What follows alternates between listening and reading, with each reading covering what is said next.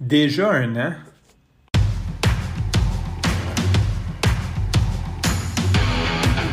Il aime le code. Il faut que la communication soit codée, mais de façon claire et transparente. La rigidité, c'est pas pour lui. Mon nom est Francis Parent-Valquette et vous écoutez le Sandro Show. Mais le plus important, c'est qu'il est bélier. Aujourd'hui, je me sens comme un ancien célibataire, mettons, qui viendrait d'avoir la plus longue relation amoureuse de sa vie.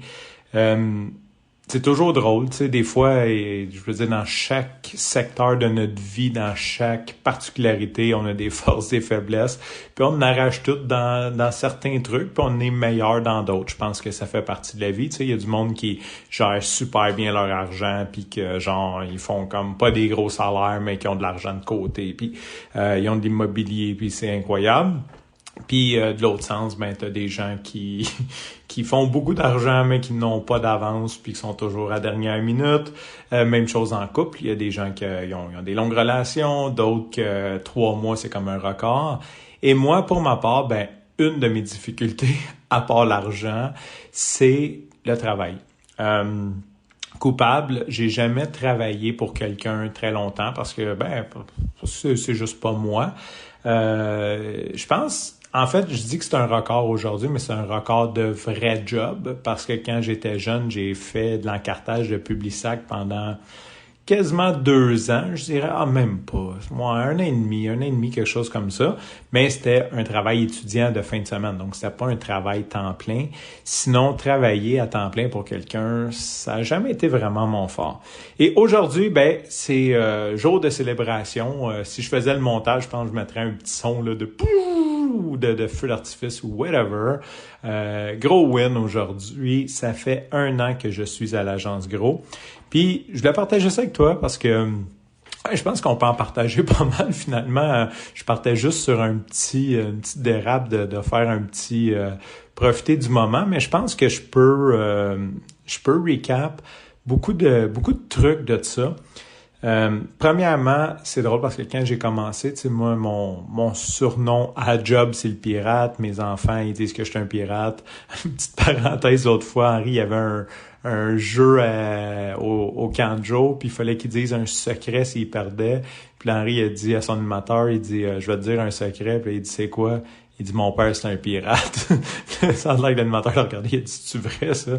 Mon gars a dit oui, mon père c'est un pirate. Fait que bref, et j'avais une vie encore plus pirate quand t'es producteur de podcast puis que tes affaires marchent pas bien. C'est encore plus pirate parce que tu fais à peu près ce que tu veux, mais ça marche pas. Fait que quand je suis parti pour aller travailler là, ma fille s'est mise à pleurer. Tu sais, c'est toujours dur les changements. J'avais depuis l'octobre d'avant, fait que ça faisait 10 mois que j'étais plus à la maison, plus présent. C'est moi qui allais les chercher à l'école, c'est moi qui allais les reconduire à l'école, c'est moi qui faisais les repas. J'étais un petit peu plus à la maison. C'est pas que je travaillais pas, au contraire, je travaillais quand même pas mal, mais j'avais pris ça plus relax. Comme j'avais pas vraiment envie de continuer dans le podcast, j'ai juste arrêté de prendre des clients et les clients sont morts tranquillement pas vite, fait qu'il me restait plus grand chose à faire de ce côté-là. Et j'étais un peu en réflexion. Ça a été une bonne partie de ma vie. Et là, je recommence à travailler. Fait que là, ma fille, elle dit « Ah non, elle dit, c'est plate, j'aimais mieux quand t'étais un pirate, puis tout. » Puis là, ben, j'ai expliqué, j'ai dit, écoute, Gros, c'est un gros bateau de pirate, OK? Puis moi, je m'en vais juste comme sur un autre bateau de pirate. C'est pas comme, j'ai pas lâché la piraterie. Je suis un pirate qui s'en va joindre une équipe de pirates. Fait que, en tout cas, ça a passé comme ça a passé. En fait, c'est une façon de dire à Jeanne, inquiète-toi pas, je vais quand même garder mon cœur de rocker, comme disait une chanson ça doit être Pag qui chantait ça, whatever. C'est ça, je disais pirate. Fait que là, je suis parti, puis ma fille, elle pleurait. Puis elle dit « Oh non, papa, tu vas devenir comme un pied sec. » Parce que on écoutait, quand elle était plus petite, on lisait et on écoutait mes voisins, les pirates. Puis en fait, l'histoire, c'est que c'est des pirates qui se sont comme échoués. Leur bateau a manqué. Il y a un trou dans le bateau, puis ils se ramassent genre dans un village qui s'appelle genre Ennui-sur-Mer, où ce que tout le monde est plate. Puis eux autres, ils ont comme ils ont pas rapport là, c'est des pirates, mais ils restent sur la terre le temps qu'ils réparent le bateau, puis ils le réparent juste pas. Fait que c'est comme une famille de pirates au milieu d'un village de propres. C'est très drôle. Puis les propres, ben ils les appellent les pieds secs, parce que les pirates, c'est des pieds mouillés. Fait que là, ma fille, elle avait bien peur que je devienne un propre, un pied sec. Et c'est là que j'avais dit que c'était un autre bateau de pirates, sans trop nécessairement penser à ce que je disais. C'était plus de l'impro. Puis ce qui est drôle, c'est que c'est sincèrement, je pense qu'il y avait un âme de pirate dans cette entreprise-là, mais que personne ne le savait nécessairement. Et là, depuis que genre je l'exprime fort, on dirait que comme il y a plusieurs collègues qui embrassent ce côté pirate-là, puis qui sont comme puis je suis un pirate, puis en tout cas, fait que je trouve ça bien cool de voir que ça devient je laisse un petit peu ma trace côté piraterie là-dedans. Puis je pense qu'il l'apprécie aussi, tu sais, des fois mon coach bien-être / RH, des fois il me dit, tu sais, t'es un pirate, on s'attend à ce que tu fasses ça. Quand je fais des, peut-être, je vais pas dire des niaiseries, mais quand je me laisse, whatever, quand je fais le pirate, ok, quand je fais le pirate, c'est comme ils me font juste, ils vont pas me féliciter là, parce que des fois ça gosse un peu le monde, mais ils vont dire, ok, on s'attend pas à mieux de toi. Fait que c'est ça, 1 an aujourd'hui, it's a world record pour moi. J'ai commencé à travailler à 20 ans, j'étais allé chez 2020, à 21 ans, j'étais allé chez 2020 parce que 20 ans chez 2020, ça fait comme ben des 20, ça fait comme un 60 si tu raccourcis ça, ou ça fait un 200, 1200, quelque chose en tout cas. 200, whatever. Fait que ça fait un gros drôle de chiffre. Fait qu'à 21 ans, j'étais travaillé chez 2020. Et sincèrement, je pense que les 4 premières semaines, j'aimais ma job. Puis les 5 mois après que je suis resté là, je voulais juste comme me pendre. Je détestais ma job. J'étais assis à côté d'un Russe qui parlait pas français, qui était sa traduction. C'était la vraie vie de cubicule. En informatique, là, aujourd'hui, on a plein de compagnies cool, genre avec des open space, puis remote work, puis des tables de ping-pong, puis des cultures d'entreprise, puis des Nerf guns. Disons qu'en 1980, des programmeurs, ça travaillait dans un cubicule, pas de lumière, là, tu sais. Fait qu'il y a eu une transition entre, mettons, 1980 puis 2023. Puis quand j'ai commencé à travailler dans les débuts des années 2000, cette transition-là, c'était encore, ça dépendait de la compagnie, si c'était nouvelle ou si c'était une vieille compagnie. Dans mon cas, je travaillais pour une compagnie qui était quand même, je sais pas, avec 15-20 ans, quelque chose comme ça. C'était encore la vieille mentalité. Fait qu'on avait des cubicules. J'arrivais le matin puis il y avait une petite drop de ventilation au-dessus de mon bureau. Fait que premièrement, je gelais toute la journée. Mais c'est pas ça le plus drôle, c'est qu'ils fermaient la climatisation le soir, le week-end. Donc quand je revenais le lundi matin puis ils partaient à la climatisation, j'avais un nuage de poussière qui me tombait sur la tête. En tout cas, tu sais, vraiment drabe avec des néons. Donc, je détestais ma vie, j'ai eu des pensées suicidaires, en tout cas, c'était vraiment pas une belle époque de ma vie. Fait que ça a été mon début sur le marché du travail. Fait que tu peux comprendre que très vite, j'ai dit, OK, je m'en vais entrepreneur. Et je suis à peu près jamais retourné. J'ai eu quelques rechutes. J'avais travaillé pour une compagnie qui a fermé depuis Neudem pendant, je pense, un 6 mois, mais je travaillais 3 jours semaine. Tu sais, c'était pas une job à temps plein. J'ai essayé Satellite WP. Je pense que ça a été documenté sur le podcast en 2021. Puis genre, j'ai resté là 2 mois, puis je suis juste parti en courant. Donc, 1 an, c'est un record. Et je vais faire un petit recap de ça parce que malgré tout, c'est quelque chose que je n'ai pas documenté sur le Centro Show parce que j'avais pris une pause et qu'après, je viens de revenir. Je vais peut-être parler de la décision d'aller là. Qu'est-ce qui est arrivé dans ma vie. J'en ai parlé un petit peu. J'ai pris une année, puis j'étais un peu sur le nerd cette année-là. Je faisais juste réfléchir un peu à ce que je voulais faire. Catherine s'était trouvé une job. Ça faisait 15 ans que j'étais le seul pourvoyeur de la famille qui s'occupait de pas mal tout, qui avait toute cette responsabilité-là. Donc, Catherine commence à travailler. Ça m'a enlevé beaucoup de stress. Puis j'étais dans une phase de ma vie où j'étais un peu perdu et j'ai profité du fait que Catherine travaillait pour justement travailler moins. C'était moins grave si je générais moins d'argent parce qu'on avait 2 salaires. Puis j'ai beaucoup réfléchi. En fait, j'ai réfléchi, mais ça n'a pas donné grand-chose. Jusqu'à temps que je me rende à un orienteur. J'ai fait plein de choses, hein. J'ai fait beaucoup de choses, du coaching. J'ai essayé comme un paquet d'affaires. J'étais bloqué, tu sais, ça arrive dans la vie, puis je pense qu'il faut pas se taper sa tête pour ça. Et là, j'étais allé voir un orienteur et j'ai dit en gros, écoute, j'ai l'impression que je suis capable de tout faire parce que pour de vrai, on s'entend, là, tout faire, il y a des limites, là, il y a certaines contraintes physiques, mais pour de vrai, n'importe quoi que j'entreprends, je suis capable de le faire. Puis je suis capable de bien le faire, je suis capable de bien mener à terme le projet, que ça soit manuel, intellectuel, que je connaisse ça, que je connaisse pas ça, que des fois, tu sais, fait que j'ai dit, écoute, j'ai vraiment l'impression d'être capable de tout faire, mais ça me cause un problème, ça me cause je pense qu'ils appellent ça la paradoxe du choix. Je ne sais pas quoi choisir, quoi faire, tu sais, j'ai l'impression de tourner en rond. Fait que je me dis, OK, bon, procédure. Mathieu Guénette, on te salue. D'ailleurs, j'ai un épisode avec lui sur le Sandro Show qui doit être proche des numéros que je suis là parce que j'ai à peu près pas enregistré depuis. Donc, j'ai passé les tests avec lui, puis j'ai passé les tests psychométriques. Puis en gros, j'ai eu des tests, puis il dit, quand il a revu les tests, il dit, écoute, je pense que t'as pas tort, que tu peux faire ce que tu veux. Il dit, tu sais, il y avait comme, genre, c'est comme des classifications manuelles, intellectuelles, je me souviens pas trop, le relationnel, comme le IE, comme c'est une série de lettres. Puis j'avais des très bons scores dans, genre, les 3-4 premiers, là. Fait que, tu sais, c'était comme au-dessus de 90. Fait qu'il dit, tu peux autant faire de quoi de manuel que d'intellectuel, que je me souviens pas quoi, tu sais. Il dit, fait que t'as pas tort que tu peux faire beaucoup de choses. Fait que genre, comme merci et tout. Et là, il me sort comme l'autre test. Puis là, on parle c'est des mots, il dit, attention, les mots sont durs et tout. On parle de névrose écœurante. En tout cas, c'était pas super positif comme test. Et en gros, ce qui ressortait de cette lecture de test-là, il dit, écoute, t'es pas, c'est pas genre, tu préfères ne pas avoir de structure, tu préfères ne pas avoir de boss. Il dit, t'es comme allergique à la structure, t'es allergique au boss, t'es allergique à peu près tout. Ça va te tuer, tu sais. Si tu vas travailler pour quelqu'un, ça va te tuer. Puis en même temps, il me dit une phrase un peu qui m'a permis de me mettre en action.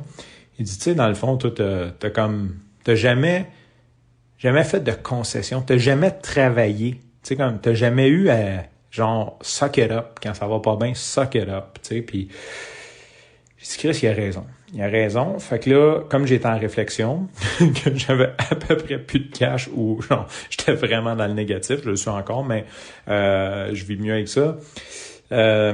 Puis, qui me dit, genre, t'as jamais rien fait. Tu sais, comme, t'es pas capable. C'est un peu ça. T'es pas capable de travailler pour quelqu'un. Fait que je me suis dit, écoute, ça serait bien que j'aille travailler pour quelqu'un au moins 1 an. Tu sais, je me suis dit, je vais me donner au moins 1 an. Puis peu importe ce qui arrive, genre, I just suck it up, puis je continue. OK? Fait que garde ça c'est ton mindset. Tu fais juste rentrer, man, puis tu baisses la tête, tu forces des dents, puis fuck whatever. Je voulais apprendre à travailler. C'était comme un complexe que j'avais de ne pas être capable de me conformer à l'autorité. Ça restera à voir si j'ai réussi, là, mais... Fait que c'est un peu dans ce mindset-là que j'ai commencé à regarder les opportunités qui s'ouvraient à moi. Et là, j'ai eu l'opportunité de gros par mon chum Kevin qui écoute certainement cet épisode-là. Merci Kev. Donc Kev qui lui aussi retournait chez Gros parce que Kevin est un des fondateurs initial. Il est reparti parce qu'il a trouvé un raid un peu rough. Et il est revenu en même temps que moi, en fait. On est rentré une semaine d'intervalle. Là. Je me souviens pas si moi je suis rentré avant lui ou lui une semaine après moi, là, quelque chose comme ça. Donc, puis grâce à mon ami Carl, merci Carl si t'écoutes, je sais que t'aimes pas l'audio, fait que puis celui-là il sera vraiment pas en vidéo, à part un audiogramme sur YouTube. Fait que j'ai eu cette opportunité-là, puis ben écoute, quoi de mieux, tu sais, je veux travailler, je veux une job, puis j'ai 2 de mes chums qui m'offrent une job avec eux autres, donc comme, OK, fair enough. J'accepte ça, et là je parle avec Carl, puis il me parle de sa calice de culture d'entreprise, puis là je le dis a posteriori, là, puis là, j'étais comme, OK, t'as avec ta culture d'entreprise, là. Puis j'y ai dit, hein, c'est pas d'hypocrisie, là, que je croyais pas pantoute à ça. Pour moi, la culture d'entreprise, là, parce que on s'entend que je suis très cynique envers le monde corporatif, c'est genre, tu mets une table de ping-pong puis tu payes la bière aux employés, mais dans le fond, c'est une façon cachée de leur faire avaler qu'ils font de l'overtime pas payé, là, tu sais. Genre, tu vas dormir au bureau, fait qu'on va te payer la bière vu que tu restaures, là. Kind of. Fait qu'il me parlait de sa culture d'entreprise. Je suis OK. Whatever. Et anyway, c'est pas pour ça que je m'en vais travailler. Et je suis rentré, grande surprise, man. C'est vraiment bien ce que Carl a créé, ce qu'ils ont réussi à créer, Carl et Charles. Je dis Carl, Charles, mais aussi Axel, je vais l'impliquer là-dedans. C'est un travail d'équipe. Ils ont vraiment fait quelque chose de bien, où ce qu'on se sent bien, où ce que sont vraiment très réceptifs. On a le droit de dire ce qu'on veut. En fait, ils encouragent de dire ce qu'on pense. Après, c'est sûr que là, on peut s'obstiner sur est-ce que les actions sont prises, est-ce qu'ils nous écoutent, est-ce que... Mais au moins, j'ai pas peur d'aller dire à mon boss que cette affaire-là, moi, je pensais de la merde. Genre, puis j'y ai dit, c'est arrivé à quelques reprises dans l'année. Fait que c'est vraiment intéressant. Fait que je tombais un petit peu en amour avec ce côté-là, culture d'entreprise, voir qu'est-ce que ça peut faire. Puis c'est vrai que on est capable quand on se met ensemble puis de vouloir le bien, tu sais. C'est sûr, ça reste une entreprise, là, tu sais, ne me méprends pas, je veux dire, si on n'a pas d'argent qui rentre, ils peuvent pas se permettre la culture d'entreprise. Puis la culture d'entreprise, qu'est-ce que ça fait? Ça rend l'entreprise plus rentable. Fait que c'est pas magique, là, c'est pas Gandhi, là. Carl n'est pas Gandhi, là. Il veut sincèrement le bien de son équipe, puis il réussit à le faire. Fait que je trouve ça vraiment cool. Fait que je suis tombé un petit peu en amour avec ça. Puis j'ai vite monté les échelons. En fait, j'ai comme tombé en management. Longue histoire, j'ai changé je suis rentré comme programmeur, puis je suis devenu architecte, puis je suis devenu lead des architectes, puis une croissance beaucoup trop vite, puis j'ai pas été capable de suivre, en fait. Tu sais, c'est pas plus compliqué que ça, là. J'étais juste dépassé. Et là j'étais écœuré, là j'étais cynique, là j'envoyais chier à peu près tout le monde. Je devais m'excuser. Tu sais, je m'excusais, pas je voulais m'excuser parce que je me trouvais moi-même désagréable. Fait qu'il y a eu un bon mois là où j'étais vraiment pas comme Pépé, là, tu sais, puis à un moment donné, genre, j'ai eu un meeting avec Carl, là, puis je me souviens, puis il me regarde, puis tu vois, il m'a dit, qu'est-ce qu'on fait à propos de ça, tu sais, puis je l'ai regardé, puis j'avais le regard vide, là. Puis, il dit, mais c'est quoi ta solution? Je dis, j'en ai pas, man. J'en ai pas, man. Là, il dit, ouais, mais là, on fait quoi? Je dis, demande-moi pas, man, tu sais, demande-moi pas de faire de quoi aujourd'hui, parce que j'en ai pas de solution. J'ai dit, on va juste laisser le temps passer, man, puis ça va se régler, là, quelque chose comme ça. Ce qui est très dur pour un gars comme Carl qui est très, très, très dans l'action, là. Fait que quand t'as pas d'action à prendre, ça le stresse. Mais bref, un moment donné, j'y ai parlé un moment donné, puis il dit, tu te souviens-tu quand tu m'as parlé à Tabac Picnic puis que t'avais pas de solution? Il dit, j'étais à peu près de même, là. Quand j'ai demandé comment qu'elle est. Fait que je pense qu'il a compris aussi, là, comme quand tu veux juste... tu marches. Fait que j'ai eu une petite période difficile. Et comme je m'étais dit que j'allais pas abandonner avant un an, j'ai continué. J'ai pas l'envie était forte en tabarnak de juste colisser mon camp. On va le dire en bon québécois, là, j'avais juste le goût de partir puis faire d'autres choses. Écoute, tu sais, je suis capable de faire d'autres choses. Mais je me suis dit, OK, mon année n'est pas faite. Ça revient un petit peu, je pense que j'en ai parlé à quelques reprises, là, du fait de déterminer sous quels éléments qui vont faire que tu vas quitter. Fait que je suis resté, puis ça a passé. Ça a plus que passé. J'ai repris mon énergie, j'ai repris mon goût de travailler là. Ils m'ont rechangé, ils m'ont remis comme programmeur. Puis c'est ça. Fait que la vie, so far, so good, tout va bien, tout est le fun. Fait que c'est un petit peu le résumé de mon année. Puis je vais le dire ici. J'ai le goût de là présentement ce que j'ai envie, puis j'ai pas de projet, j'ai pas de plan, j'ai pas rien. Mais c'est de définitivement retourner à mon compte. Parce que malgré que j'aime ça, malgré tout, je me vois pas continuer. Tu sais, sincèrement, je pense que si je me réveille à genre 45 ou 50 ans puis je travaille encore pour quelqu'un, je sais que c'est une perception, là, mais je vais le voir comme un échec dans ma vie. Je pense que je suis capable de faire autre chose. Puis j'ai envie aussi, hein, j'ai pas... fait que c'est ça, fait que c'est un peu le... Je suis présentement un peu dans une espèce de dilemme de savoir... Puis là, c'est triste parce que j'ai une bonne job. Fait que t'as pas lieu de recommencer à zéro quand... Tu sais, c'est facile de recommencer à zéro quand ça va mal. Quand ça va moyen, mettons, ça va bien. Pour bien du monde, ça serait écœurant. Sincèrement, je trouve ça correct. Puis je le sais, puis je suis pas en train de me plaindre, là. C'est écœurant parce qu'on est des programmeurs et tout. C'est juste que j'aspire à avoir plus d'envie. Je me vois juste pas vivre avec ce lifestyle-là le reste de ma vie. Il y a des gens qui ont besoin de plus d'énergie que d'autres pour vivre. Ben, je fais partie de ceux-là. Puis cette énergie-là, c'est l'argent. Puis j'en veux plus. Puis je le vois pas comment qu'employé, surtout que veux pas.